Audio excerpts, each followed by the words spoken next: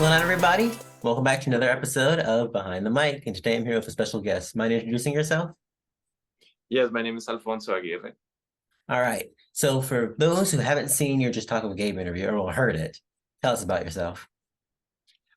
Well, I am an actor, and I'm based in Houston, represented in LA, and I've done some television, some commercials, and some short films. And currently, I am a teacher at Page Park Center of Modeling and Acting here in Houston, and I also teach online, and I have students in Georgia, and New Mexico, California, Arizona, and other states. Right. So you do all of this, but how did you get started in the entertainment industry? Well, ever since I was a kid, I always liked performing. I was always a very musical kid. I played guitar, so I was in several bands. Some of them were pretty terrible, but eventually got better. And and I always liked performing. I always liked teaching, so I was always good speaking in front of an audience. And I think those were good grounds for me to later on go into acting and being able to perform in front of an audience, like I was saying. So I did theater when I was in high school. It wasn't really something that I was seeking at the time. I wanted to be like the Mexican Kurt Cobain. I think I mentioned this the last Yeah, you time did in the we podcast. I we remember. talked. Yeah. And But then later on in life, when I decided to go back into the art of acting, I just decided to jump in, jump with both feet, and it's been a great experience so far. Right. Now, you were on the show a while ago, so what have you been up to since then? Right, I did. We filmed Better Call Saul in 2021, and the episode that I'm in is episode 609. Um, it aired almost exactly a year ago on AMC, and now that I guess the whole thing with the rights and everything has changed, now it's on Netflix.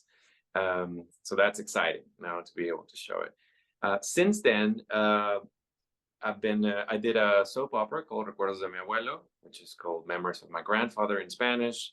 It's actually something that we shot in English and in Spanish, and it was really interesting. It was really cool to get to perform the same scene in two languages, different takes in two languages. Sometimes it was funny because sometimes for bilingual people, for bilingual actors, that can be challenging sometimes because you're thinking in English Right. and then you're thinking in Spanish, and then you're kind of like, okay, wait a minute, what are we recording right now? Is it English or Right. Wait, wait, Spanish? wait. What version is this? So it could be confusing. Right. But it was pretty interesting. It was fun, and it was actually a project that I'm really proud of. It was something that we did with the University of Houston, and they're actually using this to try to get the Hispanic community in Houston to get checkups to check their health Right. and see if they are prone to Alzheimer's disease, which is the main topic of the show. Right. That is very important. Yeah, definitely. So I do want to talk about Better Call Saul for a bit. What was it like being on the set of such like a celebrated TV series that everyone was watching? It was a great experience. Well, I mean, I love this show, and when I was able to, when I knew that I booked it, and I knew that I was going to do a scene with Giancarlo Esposito, I freaked out. Yeah. My Yeah, my wife loves him. She had a crush on him growing up, and she had watched all of his films. And when I told her, I'm like, "Hey, we signed an NDA. I can't say anything yet." And she was like so excited. Maybe I shouldn't have told her, but I did. Right. You And told her so anyway. she was like, "Wow, my husband and my crush on the same scene." It was kind of funny. Um, and it was really truly an honor to meet him and work with him. He gave me a lot of advice. I got to spend, we were 12 hours on set for the scene that we did, and during our breaks, he was always very kind with his time, and I asked for some advice, and he was contrary to his character. Gus Fring, who is like ruthless and evil, right? He's actually the sweetest guy. So it was a great experience. That's pretty cool, definitely. Yeah. So of all your projects, which would you say is your favorite? Well, obviously, Better Call Saul was a really good one because of the magnitude of the show. I mean, just to be considered for it, I auditioned for it 4 times for 4 different characters. Wow. And every time you have an audition, um, they're considering for this for a certain character. And even if you don't get it, when they call you again, that means they liked something, right? They like you, right? So they want to see you again. So the fact that they kept calling me was very special. I was like, oh my gosh, even if I don't book it, I'm just excited to be considered, right? Right. And but I would say my favorite, Better Call Saul is going to be always in my heart, but my favorite was that soap opera that I was saying, Recuerdos de mi Mhm. abuelo. I got to actually do something for the community. I got to do something in which art is actually benefiting a group of people and just trying to encourage people to get their health better or get it in check and see what they can do so they can better their lives. I think that's the work that that has a meaning, Right. because it actually does something for the community, for society. Um, Better Call Saul is a very popular show. It's a great story, but this little soap opera that we made was just something that I feel helps people, and for me, that's a big thing. Right. Right. And speaking of helping people, you also mentioned earlier that you were an acting coach. So I hate to put you on the spot, but I'm gonna ask this anyway. Like, what is your teaching style? Are you like strict? Are you laid back? Like, what do you do? That's a great question. Um, it depends on the student, right? If it's definitely if it's a beginner student or if it's a if they're young students, obviously you always try to always be encouraging, and it's always have to be encouraging. It always has to be encouraging because actors are always nervous. They always want to be they want to be perfect, and I always tell them you can't be perfect because people aren't perfect. And when we're actors, we're trying to emulate what people do, and people are not perfect. So you're not supposed to be perfect, right? Right. There's so much pressure that we put on ourselves as actors that is not needed. And it just makes things worse, right? So I always try to keep a positive environment. I always try to make sure that I'm encouraging, but obviously, if I have a student that has a lot more training, they're a little bit more advanced, I will push them. But again, always in a positive environment. I was like, okay, I'll ask questions. Okay, what could you have done better? Okay, let's try to find out more about this character. Why do you think he says that line? Why do you think she says that line? What do you think that means? Right? And we always when you do acting lessons, something very basic is trying to find out as much as you can about your character. And they don't always give you all the information, right? Right. So you have to fill in the blanks, right? So then I like to go into, okay, so what would make you say this if you were this person? What would make you do this if you were this person? Um, and just try to connect the dots. So I would say my style is encouraging, very exploratory. I don't like to label it a certain style. I think it's a mixture of many things. um, but for me, my main goal is always, okay, does it look real? Does it look like, is it realistic? Can I believe this person when they say that their father has Alzheimer's and it's affecting, their life? Can I believe that, this person is having an issue with his wife, right? Can I believe that my child has been lost or abducted? If I can believe the scene, I don't really care what the technique is called. You know what I mean? Right. Yeah. That's definitely because if it's not believable, then you can only do so much. So that's a Exactly. good goal to have. Yeah. Exactly. Right. Now you started out as a musician. So Yes. what was your favorite part of that? And how would you say that that like influenced your acting later on? Well, I mean, I always liked to play guitar, and I used to be lead singer in a band. And in a way it was connected because we had a music video. We always thought about stories. How could we tell the story of the song in a 3-minute video? Yeah. And so in a way that it's connected. Okay, how can we tell this story? Oh, okay, maybe this is this couple, they have this conflict.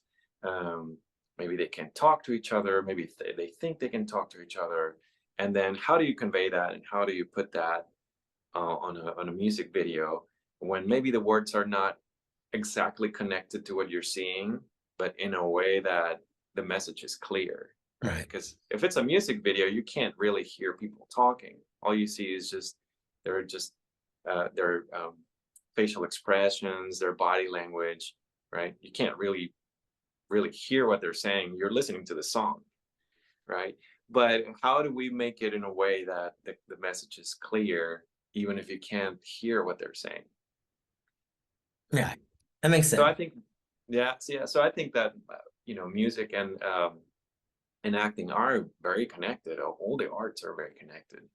I think um, my music was always about, when I wrote my music, it was stuff that I went through, things that I felt.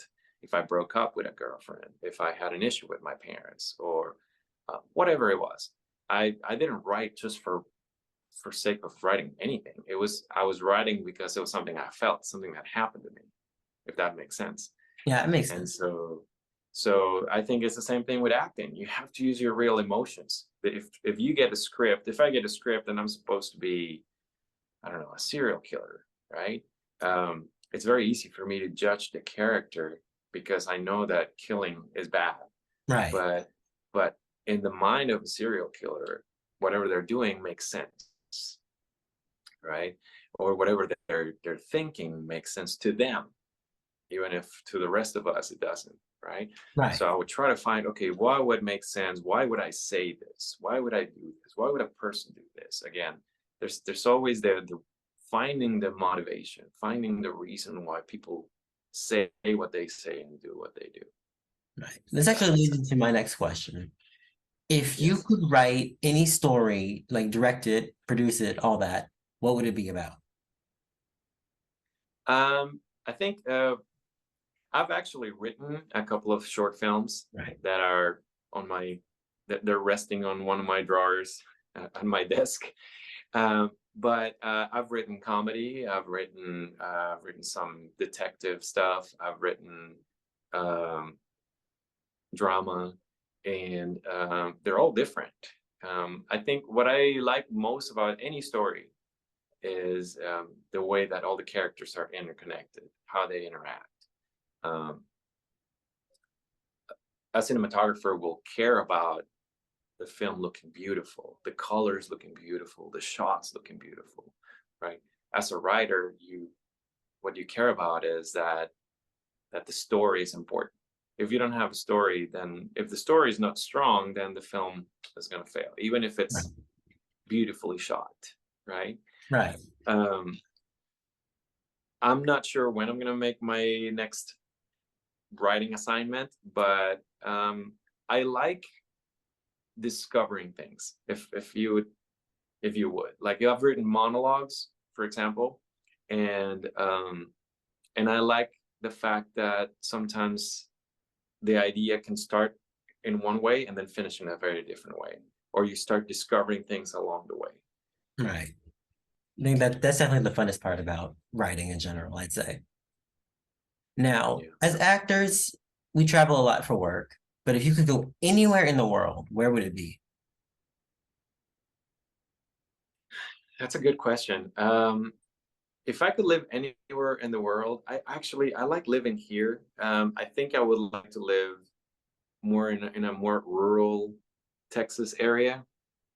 I like Austin, I like Houston, but maybe a place that's a little bit more out of the city.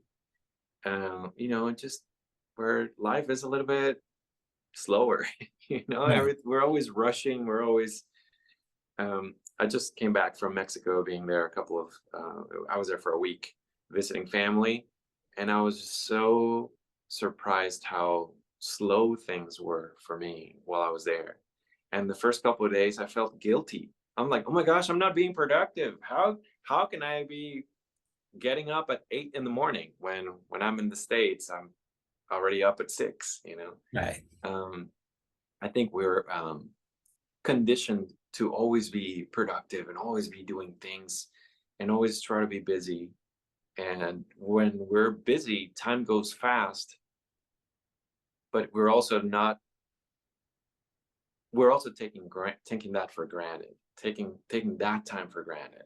You know, I'm busy, busy, busy doing everything. Oh my gosh, it's Friday again. Oh my gosh, it's Monday again. And where did time go? When that happens, it's like, okay, well, all this time happened and you didn't get to enjoy it. Right.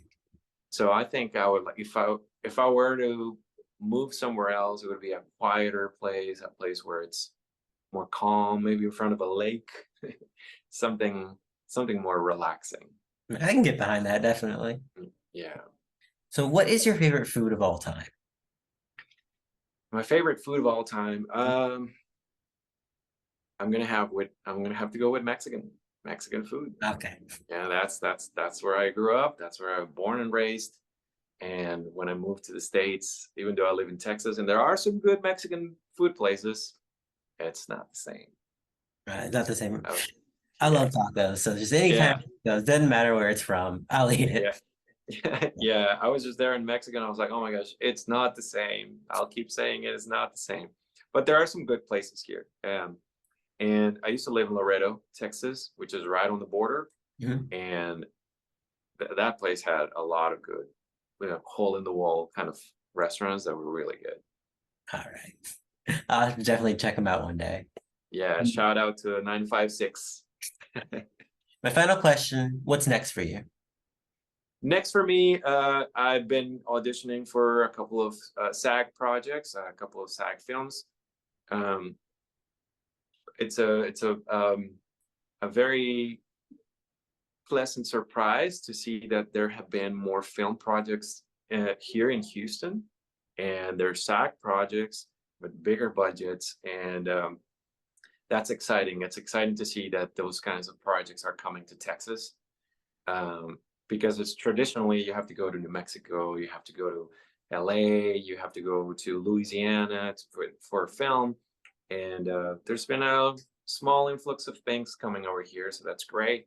I've had a couple of auditions for stuff like that. I've auditioned for a couple of guest star roles on TV in New Mexico, crossing our fingers, and commercials and smaller projects as well. So we just keep working, keep trying, keep auditioning, and keep the faith. Right. Well, good luck with everything. Thank you for joining us today. Thank you so much for your time, Gabe, and thanks again for the invitation. As always, great talking to you. Great talking with you as well.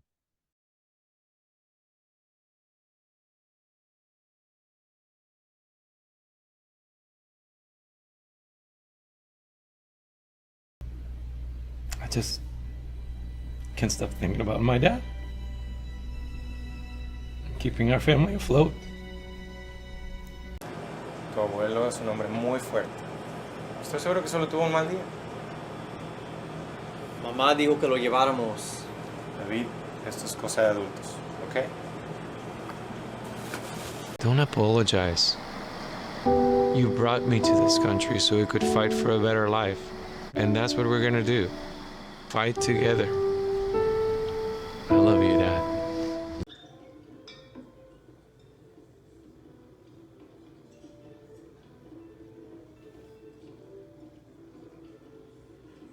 Thank you for coming clean. Nobody's getting kicked off the team. Apologies accepted. It's all right. Right, Mike? Yeah, I guess. But boys promise to never do something like this again. In other news, the real estate mogul Henry Peterson is now facing charges for having allegedly drugged and assaulted Miss Katie Lee. This is John Rodriguez reporting live downtown.